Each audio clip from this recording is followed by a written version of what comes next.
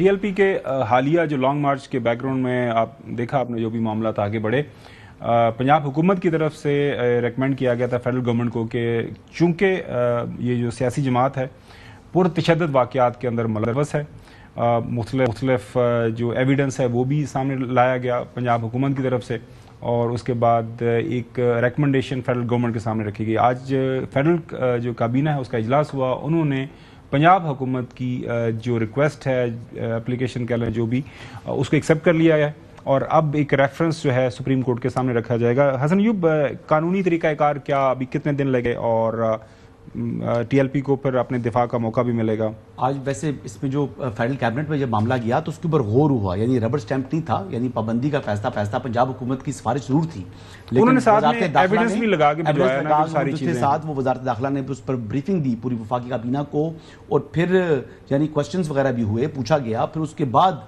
ये डिसीजन, और ये बड़ा मुश्किल डिसीजन था, यानी अगर देखा जाए तो उस तरह ओवरऑल, क्योंकि कुछ सेंटिमेंट्स इस तरह के हैं जिसके ऊपर कई लोग जो हैं वो उस हवाले से गुरेज करते हैं, लेकिन बहरहाल वफाकी काबीना ने मुत्तफिका तौर पर जो है इसको मंजूर किया है, और ये मामला अब जो है ये मजीद जो प्रोसीडिंग होनी है ये इनिशिएट भी थ्रू मिनिस्ट्री ऑफ इंटीरियर होनी है, कैबिनेट की मंजूरी होगी। अब जो मिनिस्ट्री ऑफ इंटीरियर है ये पहले जाएगी इलेक्शन कमीशन में भी और साथ जाएगी सुप्रीम कोर्ट ऑफ पाकिस्तान के अंदर भी। अब सुप्रीम कोर्ट ऑफ पाकिस्तान में जब ये मैटर जाएगा तो वहां पर टीएलपी को अपना डिफेंस का हक हासिल होगा, वो डिफेंड कर सकेंगे, और वहां पर अगर पाबंदी गलत लगाई गई है तो इसको भी वो जो है वो वहां पर जो अपने शवाहिद पेश करेंगे इस पाबंदी के खिलाफ, तो उनको डिफेंस का भरपूर मौका मिलेगा। अब देखते हैं कि सुप्रीम कोर्ट में क्या डिफेंड कर पाते हैं, क्योंकि ये रेफरेंस होता है, ये फेडरल गवर्नमेंट की तरफ से रेफरेंस भेजा जाता है, और लेकिन इसकी समाअत भी इसी तरीके से होती है जिस तरह ओपन कोर्ट में आप मुकदमात की समाअत देखते हैं, जैसे प्रेसिडेंशियल रेफरेंस आता है ना सुप्रीम कोर्ट में, ठीक इसी तरह ये भी रेफरेंस जाएगा फेडरल गवर्नमेंट की तरफ से या इंटीरियर मिनिस्ट्री की तरफ से जो है वो सुप्रीम कोर्ट पाकिस्तान में। नाज़रीन, ये मामला आप सुप्रीम कोर्ट के सामने जाएगा तो जो वहाँ से डेवलपमेंट्स होगी वो हम आपके साथ शेयर करते रहेंगे। पाकिस्तान के अंदर फूड सिक्योरिटी के मसाइल जो हैं वो हालिया सैलाब जो आए हैं उनकी वजह से अब हम देख रहे हैं कि खबरें आना शुरू हो गई हैं।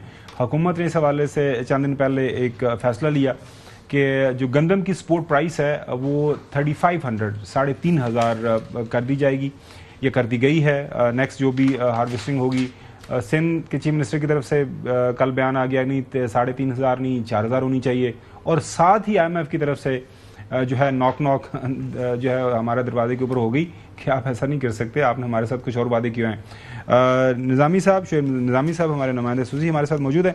शुएब, ये क्या स्टोरी है? मतलब पहले हमने कह दिया कि हम इससे निकल गए हैं, गंदम की परचेज सेल वो सारा पैस्को सबको हमने सॉर्ट ऑफ उनको डिसमेंट कर दिया।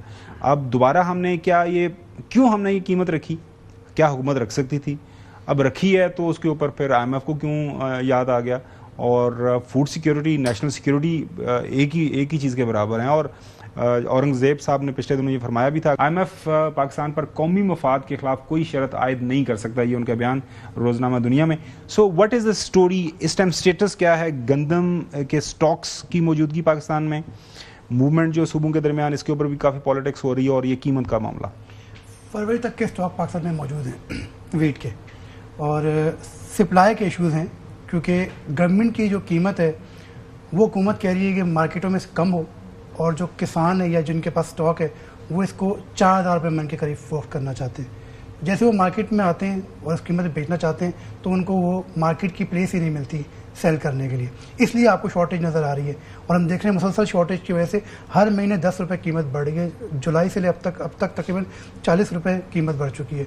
जो 80-85 रुपये फी किलो था, आज 125-130 रुपये फी किलो। नान भाई जो एसोसिएशन वो भी इसलिए मुजाहरे कर रहे हैं। फिर जो चक्की का आटा था जो 140 रुपीज़ इस्लामाबाद में था वो इस वक्त 160 को पहुँचा हुआ है। सप्लाई का इशू है।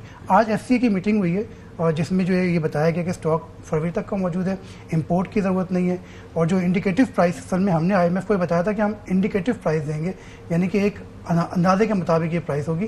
कहीं प्रोक्योरमेंट के ऊपर जो है वीट प्रोक्योरमेंट के ऊपर हमने IMF को कोई यकीन दहानी नहीं करा कि हम खरीदेंगे, क्योंकि हमारे पास तो फंड ही नहीं होंगे। ये इंडिकेटिव प्राइस क्या होती है? वो जैसे कल भी हमने इनके जो किसान इत्तेहाद के नुमाइंदे हैं, सदर उनको लिया हुआ था, उन्होंने कहा जी हमें बताए तो सही, क्या अगर कल को गंदम किसान पैदा करेगा को 3500 हमें देगा भी कि नहीं नहीं, अभी आप बता रहे हैं कि अभी जो मौजूद है वो भी नहीं जाके बेच सक रहे मार्केट के अंदर, तो फिर ये who will regulate, who will control, ये सारे का सारा मामला है अब क्या?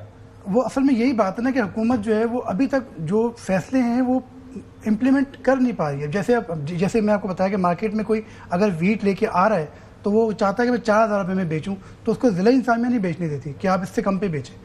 और इसी तरह वीट आई नहीं रही, फिर आपकी फूड बास्केट सारी की सारी आपकी राजनपुर, जलालपुर, ये जो हमारा जो 3 दरियाओं के पास ज़मीन है, इस पूरे रीजन की फूड बास्केट है। इन सब के पास घरों में वीट थी, जो वीट सेलर थे वो आज वीट बाहर बने हुए हैं, गाँवों के अंदर लोग स्टॉक करते थे। चौधरी गुलाम हुसैन साहब, हमेशा मैं ये बात बार बार दोहराता हूँ जब भी आपके पास आता हूँ कि आपने ओवर द डेकेड 70 से ऑनवर्ड हुकूमतें आपने देखी हुई हैं। मतलब ये जो मामलात हैं कुछ समझ नहीं आ रही। फैसले, रात को भी मैं एक इंटरव्यू देख रहा था औरंगजेब साहब का, उनसे सवालात पूछे जा रहे थे कि जो आप फैसले करते हैं उनके ऊपर इम्प्लीमेंटेशन नहीं होती। अभी भी देखें, इन्फ्लेशन देखें, वो कीमतें देखें और बाकी सारे मामलात हैं, पावर्टी के रेट्स। रात को मैं सुन रहा था एक और टेलीविजन प्रोग्राम के अंदर साहब का एक फाइनेंस मिनिस्टर, वो भी कह रहे थे कि जो फर्स्ट टाइम एवर हो रहा है कि पाकिस्तान के अंदर जो इन्वेस्टमेंट है वो 25 साल से पहले की सतह पे चली गई, which is very alarming. Chaudhry Ghulam Hussain साहब, बात यह है कि कोई दोनों के दरमियान बड़ा गैप है।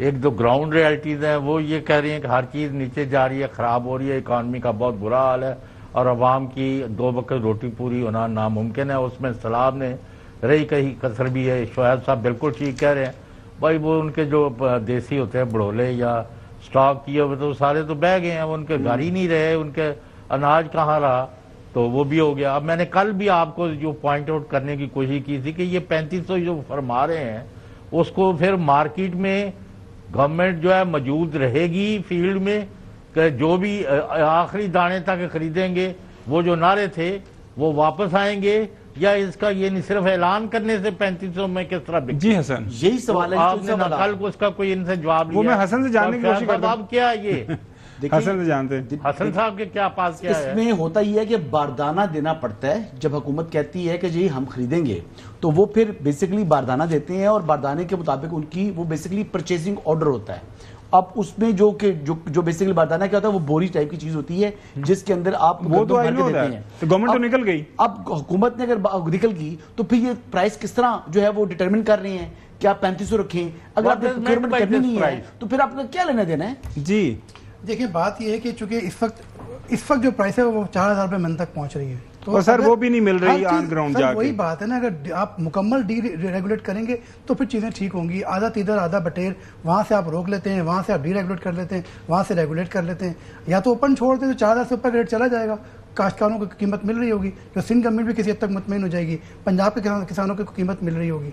लेकिन ये उस वक्त होगा ना जब आप उसको यकीनी तो बनाएं, जो इस कीमत पे इस वक्त किसान बेचना चाह रहा है उसको वो कीमत तो दें। वहाँ जो है वो डिस्ट्रिक्ट गवर्नमेंट आ जाती है रोकने के लिए। तो डिस्ट्रिक्ट गवर्नमेंट ने बारदाना देना ना जी। नाज़रीन,